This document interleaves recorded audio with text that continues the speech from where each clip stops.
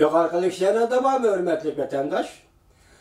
Toluk bolmagan malumatlarga asaslanganda 2018 yıl 4. aydan 11. aygacha Cumhur Tashqi ishlar ministerligining muxbirlarni kutib olish yig'inida Tashqi ishlar ministerligining bayonotchisi Xinjiang masalasi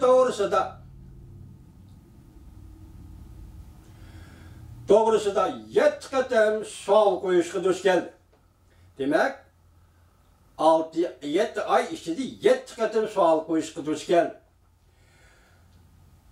4. ayda Cumhur Tashqi ishlar ministerligining talabbuzi yanada g'arb dunyosiga ogohlantirish berib, har qanday shakllar bilan Cumhurning ichki ishiga aralashmaslikni va ayblamaslikni talab qildi. Ve yoki anlamaslikka sebep oldi. 8. aydan boshlab qattiq pozitsiya bildirishni yanada davomli saqlab keldi. Masalan, Amerika Qo'shma Shtatlari Davlat Majlisi a'zolarining Cumhurning asonliq millatlar masalasiga aralashib, qattiq ayiblash salohiyati yo'q deganni ta'kidlagandek. Biroq Cumhur hukumatining tashqari qaratgan uchurlari ve kengish xarakterlik bayonlari ko'payishga boshladi. Bayonotchi Hua Qinyan agar sen to'g'ri niyatli bo'lsang, obyektiv, adil maydonda turib xabar qilasan. Biz seni qarshi olamiz. Agar sen bir taraflilik berilib, yomon g'araz bilan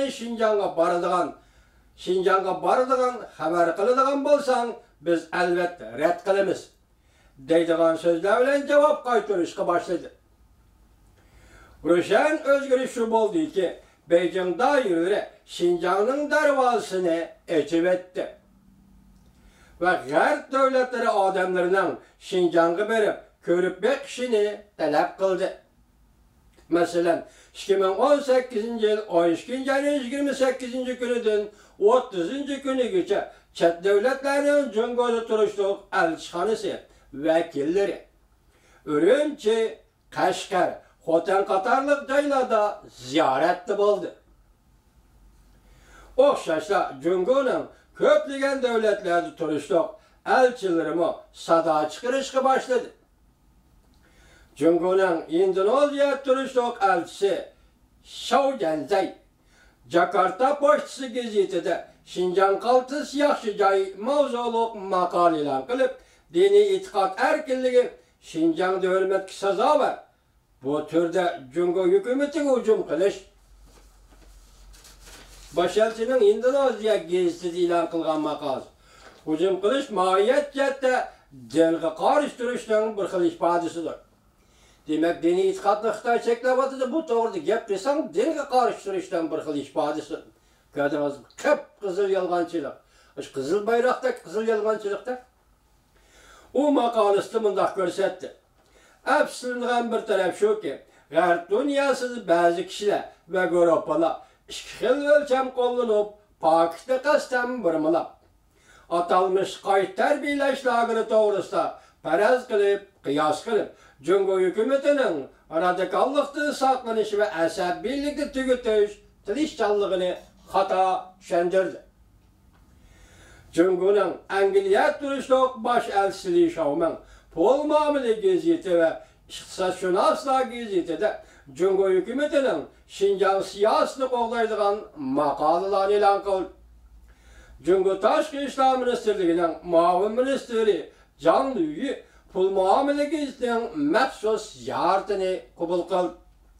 Xinjiang Uyg'ur avtonom rayoning raisi Shavkalayti Zakir Shixuashi orqali yozma javob qaytardi. Yer shari vaqt gazeti Xinhuashi markaziy televiziya stansiyasi o'tirg'i chiqib, obzor e'lon qilib, amaldorlarni ziyorat qilib, o'qiyotgan, ya'ni jazo lagerida o'qiyotgan atalmish o'quvchilarni ko'rsatgandek bo'ldi. Ochiq aytganda bunday targ'ib qilish, tashabbus qilish shakli g'arb dunyosining Uyg'urlar to'g'risidagi ko'z qarashlarini negizidan o'zgartirolmadi. Chunki Xinjiang masalasi bo'yicha tanqidlash kelsak, azaldan bu tanqidlash noqol kishilik huquq bilanla bo'lib qolgan emas. Buning keyingi g'arb dunyosi Allahning Cumhur hükümetiga nisbeten Yoşuron evveliki bir taraflama qarashlarga aralashib kelgan. Şinjan müstakilligi meselesi var. Yoki Cumhurni tinch yo'l bilan o'zgartirish g'arzi bor. Tashviqot targ'ibotning ma'nosi shuki, dal mushundaq negizlik faktlarni va Yoshurun oldiki bir tarafliliklarni o'zgartirib bo'lmaydigan ahvol ostida vaqtida ochiq oshkora vositalar orqali jamoat fikrining yo'nalishini borib o'tish kerak. Aql o'rgatyapti Cumhur. Tashqari qartilgan tashviqot targ'ibot masalasida Cumhurliklar o'rganishga tegishli masalalar texmi ko'p. Yolg'onchilikni tashlasanlar Cumhurlik apandi.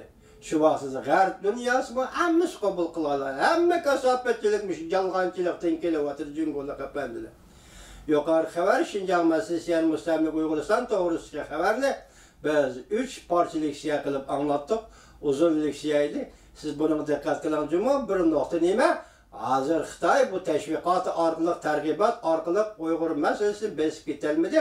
Uyg'ur masalasi bugun xalqaro jamiyatda umumiy ovozga aylanib, diplomatiya sohasiga kirib keldi deb ko'rsatdi.